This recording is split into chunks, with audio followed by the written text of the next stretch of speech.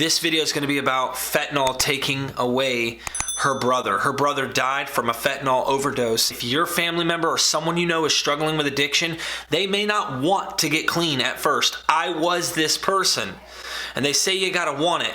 I think when they say you gotta want it, that's keeping it. But to get them initially into treatment, like I did not want to get clean. Once I started withdrawing and going through detox, that's when I was able to start making decisions, clear-minded decisions versus high on drugs decisions. It hijacks our brain, and if you have a family member that's struggling, I have resources, whether you have insurance, no insurance, doesn't matter. Reach out, shoot me a message, numbers in the description. Check out this fentanyl video. Let me know what you guys think in the comments. Let's get a conversation going about addiction. Let us know your experience. If you've had a loved one who died, or if you're going through it right now. Someone who is a loved one of someone who lost their brother. It's a traumatic experience. They've struggled through a lot of things from the death of a family member. And you guys know from previous interviews that I've done where there's mothers who've lost their kids, and it's no joke. Addiction's not a joke. But I wanted to journey into her story and share with you guys inside look of what she's got going on in her life and what happened in her own experience. My name is Kristina. And I lost my brother Aaron when he was 31. It'll be 4 years in May. It was opiates that he died from. However, it was overdose. Some suspect it was fentanyl that happened to be the reason he died.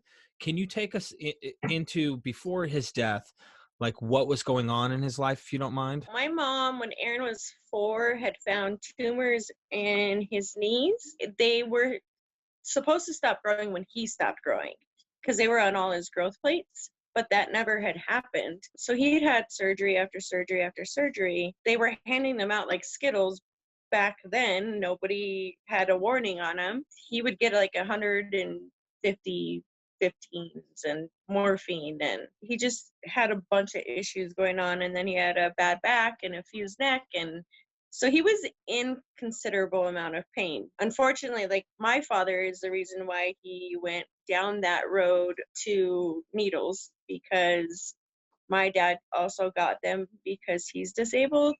And so he was sniffing them, and then they started smoking them, and then they became too expensive. So they just went to heroin. It was a 6-year battle to get him clean to begin with. I actually have a similar kind of experience in terms of not being prescribed myself, but the first time I ever took anything that I thought was like serious in terms of meds, my buddy had his kneecaps. He got in a car accident and his legs went into the dashboard. And when they had to get him out, they had to rip his legs out and they tore the kneecaps off. And so, oh no, it was bad. So they prescribed him a crap ton of Oxycontin. He gave me 2 pink pills. That's all I knew they were at the time, and that they would make me feel good. I think I had a minor overdose that night because I went to sleep. It like knocked me out, and I woke up like, so I know where that is and going into that. And that struggle was long and hard. So we'll go ahead and probe, because I know you could probably spend days describing and going into certain stories and stuff that you've gone through. But leading up to his death, what did you experience? What was going on? What had happened to him? So he was staying with me and my husband at the time. The week up until he had died, I just knew something was off. Like, I know my brother like the back of my hand. He's my best friend. Like, he can't lie to me. They don't get away with it. So I would call my mom and tell her, okay, something's up. You know, he's not acting normal. But it wasn't to the degree. And now, I had never been around anybody on heroin, ever. So I didn't know what I was looking for. So I had to call my dad. And I was like, what do I look for? And he told me burnt spoons, foil, blah, blah, blah. I knew dang good and well if I didn't have proof, I should not say a damn thing to my brother, because it would just set him off. He had a job and he had to work on Mother's Day. We were all at my mom's house, you know, celebrating Mother's Day. I have 3 boys of my own. My mom had gotten mad because I had to leave to let him into the house. She was upset he didn't come over or whatever. So she said something to him about it. It set him off. We got into a huge fight and he threatened to kill himself. And because he does that all the time, I was like, just do it. Stop threatening me. Well, that's the last thing that I said to him. So when he showed back up to my house the next day, he had court for CPS with his daughter. Now his daughter's disabled. She's legally blind. She's got CP and schizencephaly, something crazy. Mom's no good either. She took muscle relaxers while she was pregnant, so my niece is like doesn't have 75% of her brain. He was standing in the middle of my living room trying to pour Tylenol in his hand, asleep. And I was like, what is wrong with you? And he's like, nothing, I'm just tired. And I was like, yeah, okay. So I took him to court. When I came back, I kept seeing him nod off. And I was like, I'm not going to fight with you today. I'm just not going to do it. And so I left and I went to my mom's. And I was gone for 2 hours. He'd messaged me about 45 minutes before I got home to grab his ice cream and some stuff he left at my grandma's house. And when I got home, he was blue and laid over on the couch, like in a really awkward position. So I panicked and I ran outside and I had to call my mom. And all I could get out was that he was blue. A neighbor had come down and I asked her for help. She had to call. She took the phone from me to call and talk to the dispatcher because I couldn't do it. I just couldn't do it. I'm assuming he was gone for at least 45 minutes. It took them 45 more minutes to start his heart. Like, they should have never done that. And so because they got his heart started, when they ran the CT, it was all white. So there was no brain activity whatsoever. They cooled him off for 12 hours, and then they warmed him up for 12 hours. And that Wednesday morning on the 11th, when I went in there, he had moved. And I got super excited. And she told me it was just involuntary movements. And it killed me. So they said that they were going to come in at 9 o'clock to take him off life support. And I overspoke on my mom. And I just said yes, because I was so over it. It was awful. Awful. I know recently you saw the intervention that I did with my brother. And I barely seen a video because I honestly had no idea. No idea. And that was the first video I'd seen, the one that I commented on. And so I didn't know anything about it. So I seen I think the second one where he said yes. Yeah. So yeah, good we for pulled you. together as a family, and we've tried like everything under the sun you can imagine, right? And Yeah. I'm some like everyone like, oh, Derek's some guru. He's a guru, addiction guy, because I made it. I made it Right. abstinent. I made it. Just making it already makes you like just awesome that you made it, right? Right.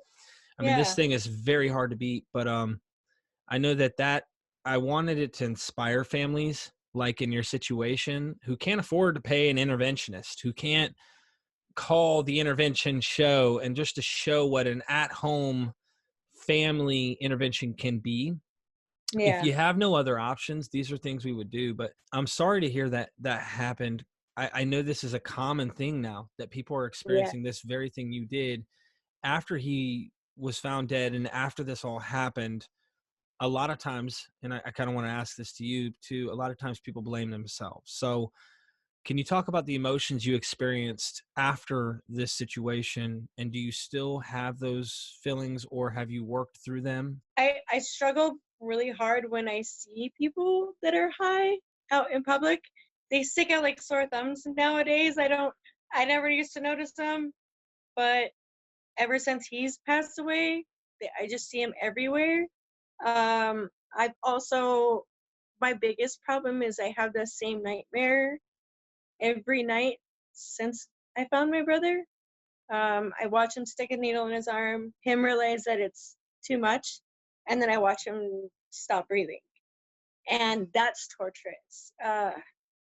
That makes things really hard to get over because I don't ever get away from it. And then the image of him on my couch, we've moved twice and it doesn't it's never going away. So I've been diagnosed with severe depression, anxiety, panic attacks, and PTSD. I blame myself because I'm my brother's keeper. I've always been my brother's keeper. I'm older than he is. And I tried and I fought like hell and I failed in a sense. the way I feel about it. I have recently forgiven myself for the fact that there's nothing that I could have done. If I would have stopped it that day, it might have happened a week later, a month later. It would have happened eventually because he was bound and determined to get high because they were what started him down that road again is they were screwing with his visitations with his daughter. And so he got super depressed, and instead of saying anything to anybody, he just went down that road. Because it's easier, it's way easier to just numb your feelings, I'm sure. I know that if anybody that's on it doesn't want to be on it, like I get that. And I just miss him, he was the one that could definitely put a smile on my face. I feel guilty for the fact that I can't remember his voice anymore. Thank God we have some pictures with him smiling because his smile is my favorite, but it's just been rough. It's been real rough. For the longest time, up until like maybe a year ago, would stay in bed and cry. I've been doing better with that. And like I said, I have boys who are 11 and 13. My oldest is 20.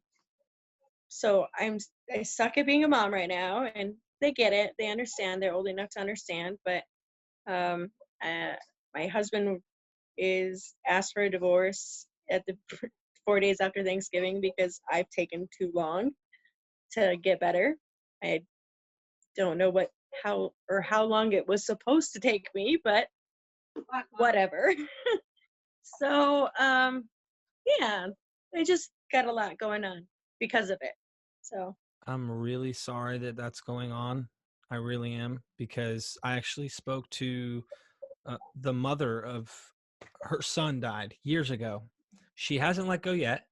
It's mhm. it's natural, right? Like you can't help that you're feeling this way. And Right. most of her friends, these aren't even family. These aren't like a spouse. This is not like I expect you to stick around type. Yeah, These I'm all alone. All alone. But I've right, isolated myself as well because it's safer for me to stay home than to leave because then I don't see anybody. right. So I get it. I get it.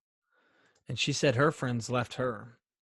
She Yeah. said she lost friends that said, "I'm sorry," but and they expected her to just get it. And see, this is what I do. This is actually what I do, Kristina. As I I not only my target audience has mainly been the addict themselves because they relate to Mm, me. They're like, this dude is not sounding like some, like, hi, come here, get clean. Number one, like it's like, dude, right. I was sticking enemas in my ass to try and use the restroom because heroin, like it's raw. You know what I mean? Yeah. And your brother would have probably, related to that stuff. So I'm getting this out there. What you're doing right now by speaking about this is helping someone else who's out there who is going through a similar situation, and it might spark a different. How do I put this? I've heard it a lot said that there's nothing we can do at all, but I think with what tools we do have, there's nothing we can do unless we know You there's can- certain tools. My best advice is to love them through it. I mean, obviously, you don't have to give them money. You don't have to let them in your house if Right. they're thieves or whatever, but that you don't turn your back on family. Period. End of story. Right. And no matter whether my brother was high or not, granted, in that 5 or 6 years, he stayed awake. He hid in his own house. He didn't come out unless he needed something. So he kept himself away from us, but we still talked to him on the phone. We checked on him. Like, I tried to get him so much help, but at the end of the day, if he doesn't want to do it, it's not going to work. And Yeah. it just and don't get me wrong, I've been there, done that. I never did heroin, but I was on pain medication for quite some time. I put myself in detox. Nobody did it for me. So it's not, and they didn't tell me. I haven't done any kind of drugs since I was young, and I smoked weed by the time I was 15. You know what I mean? So I wasn't trying to like do anything stupid. I found out the hard way. I took care of that, and I never took them any other way but swallowing them. But it doesn't matter because you're on them for so long, like you're dependent on them, and that's just what it is. So I get it from both points, I guess. I don't, because I never went that route, and I helped myself. Like, nobody made me go. I was like, I'm done. I'm gonna die, because all I wanted to do was sleep. All I wanted to do was sleep, because seeing him die over and over is already bad enough. I that's what I had to do. But you just have to love them through it. And if that's from a distance, at least let them know that you're there. And if they want help, you'll be there when they do that too. It's rough. Nobody wants to be an addict. Like, I don't get how people have that mindset or mentality, like, oh, it's a choice. No, it's really not, because people try it and think that they're gonna it's not gonna affect them like that. It's not gonna do that to them. I can't And tell you how many times I tried to quit, and I really, really, really wanted to, and right. it crept back on me. And Like like I said, heroin is a different ball game. right, Even though like opiates still, but that is just a different ball game, according, like, from what my brother had told me. So it's you're dancing with the devil, and the devil won, unfortunately, with my brother. It does make it hard to know that there was nothing that I could have done to save him. right. Now looking back at this, um, let's say someone is going through this right now, and I believe everybody has something, some strength in their life they can give someone else. Someone who's Mhm. listening to this right now might have a loved one or a son or daughter or someone who's struggling right now who doesn't know what to do. And you said love them, but maybe if you don't mind, dig just a little further, if you will. What would you suggest if they're going through very similar things? They're hard to live with, okay, because they're addicts. They're probably stealing or they're Right. lying, and they're also secluding themselves from being around you. What would you do differently? And put yourself in their shoes as if they can maybe try to make a change. Is there something you might would say? I tried everything. I went to my mom for everything. I was a tattletale, and all I got told was that you can lead a horse to water, but you can't make it drink. Um, I didn't. I just didn't get the help that I was looking for from my mom. And of course, like I said, my dad made it 10 times worse. I don't know what more I could have done, because I don't take shit laying down at all, like at all. And so I caused a lot of shit for him, Right. Do you because do you think I that maybe needed. educating, like someone needs to educate themselves more, maybe Oh, would for sure. help? If you haven't, definitely, if you have somebody they're hooked on anything, it doesn't matter what it is, Hmm. you definitely need to educate yourself, because that's going to be your best key in approaching them and knowing what you're dealing with to begin with. Um, but you have to ask the right questions. You can't just look at somebody and go, okay, they're probably on whatever, and just ignore it. You Parents have blinders on for some reason, and I don't understand that. My Yeah. kids mess up, and I'm like, oh no, okay, that's not happening. So You saw how they did it. Gotcha. My mom's the same way with my brother. She's tried, don't get me wrong, the yeah, best for she sure, knows how, but like enabling came absolutely natural. And for she didn't know how to not to, you know what I mean? and I see, and I'm just not that kind of parent at all. Like, and I've always, I guess with me, I raised my kids as people. Like, I didn't Right. baby talk them. I talked to them like I'm talking to you. I better check So myself. I'm like, hey, baby. yeah, so I mean, I have a lot of.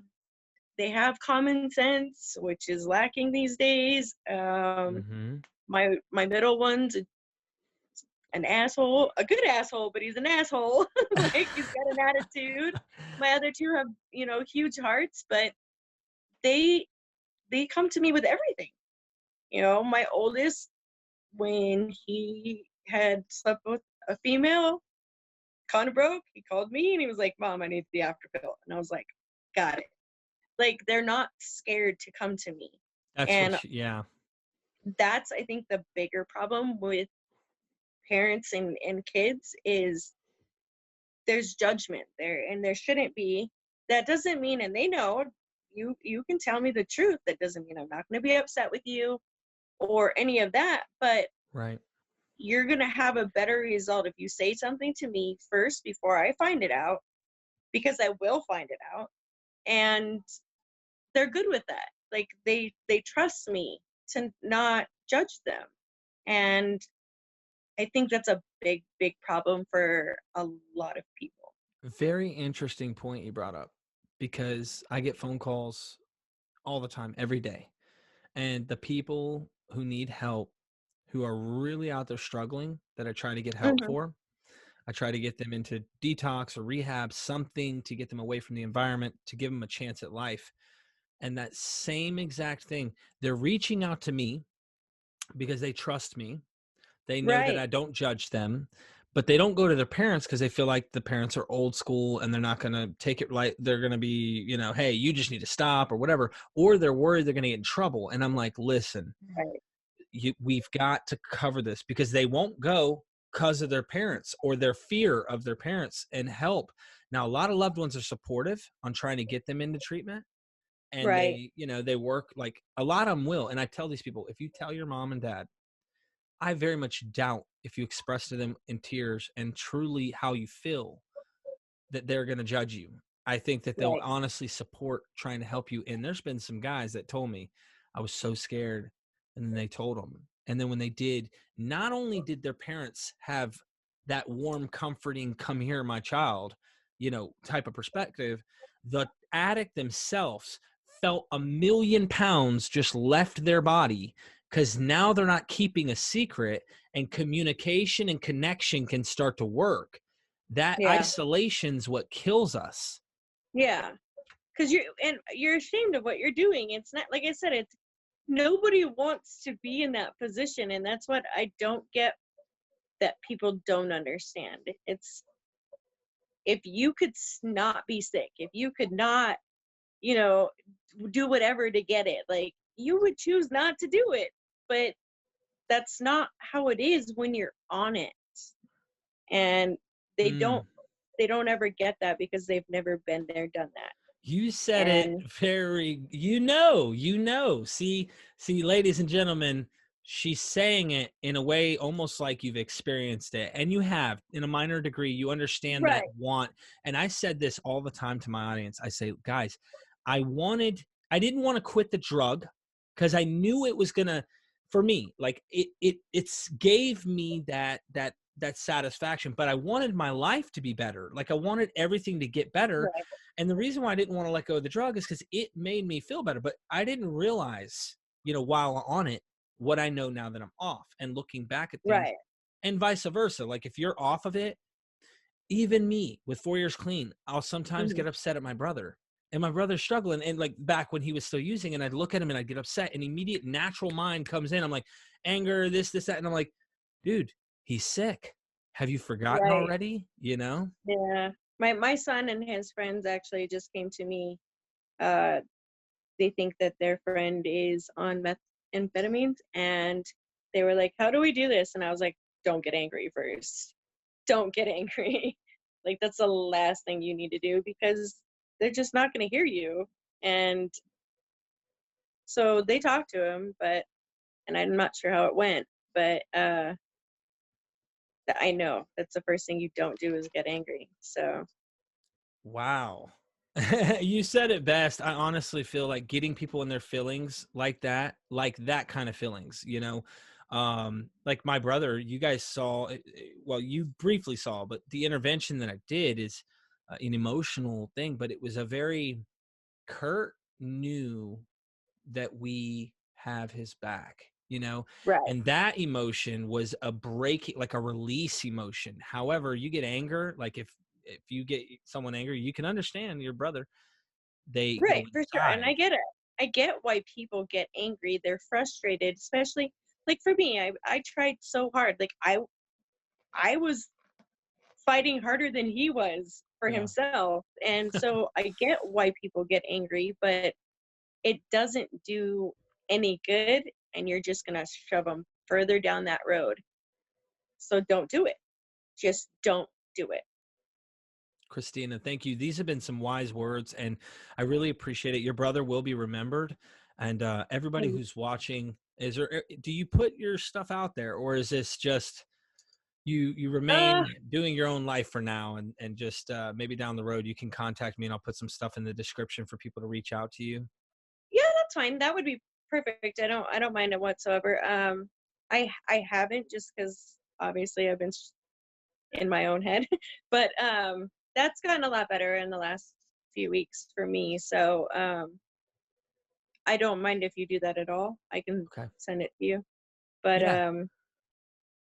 yeah, Yeah, I'm sure some females who are watching this can reach out and probably relate in a lot of ways. I know I did. I know I did for sure. And my wife did, who's sitting right here with me. She's like, awesome. yeah. So I She really should be so proud of you. So I hope thank you. everybody is proud of you, and you should be proud of you Yeah, as and you've made it. vice versa. I mean, look, there's a lot of people who haven't taken it as strong as you have when they lose someone who they love.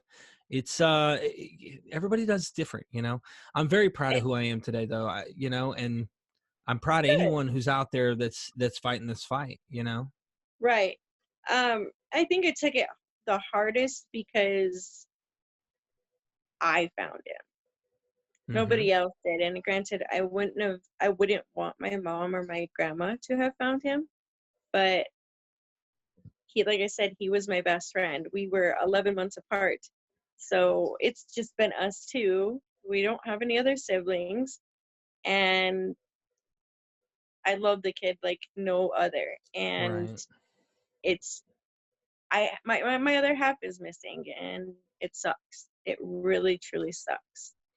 So, Yeah, I've had friends recently relapse, and you know, one of my friends, he's doing better now. He finally got into treatment, and so I can totally relate. And I'm glad that they're fighting this fight. And before someone loses their loved one, reach out, give it a shot. I might have something I can help you with. That's kind of where I'm going with this. Is that with the tools that I've had prior to getting clean, I don't think I'd have had I wouldn't stand a chance. But there are groups, there are places we can go, there are people we can talk to help us better cope with the addict who's suffering, because yeah. God knows they're the hardest people to deal with. Yet, if we know how to possibly alleviate triggers, now I get it. Someone might say we shouldn't have to tiptoe around people. I get it, but it's like, for me, I'm willing to do that because I love them. Like, I'm going to Right. But try. it's either tiptoe or find them dead. Like, what, which one would you choose? Right. Because if I have the tiptoe, in order to hopefully save your life, I'm going to tiptoe, but I didn't get that option? So I think it's just dumb of people to not be considerate of what they're going through, their struggles, because again, it's nowhere they want to be. No. Nowhere. So they just happen to have gone down the wrong road, and you can't just stop that. Well, most people can't just get off of it on their own. So don't be an ass. Like, it's don't be an ass. I don't know how else Exactly. to put it. Exactly. Well, you guys can reach out to me. I put my number in the description, and everything else is down there. If you guys need help, reach out. I got you. Big D, Derek Lambert. Thank you, Kristina, for joining me here on Rewired Well, Addiction. thank you for having me.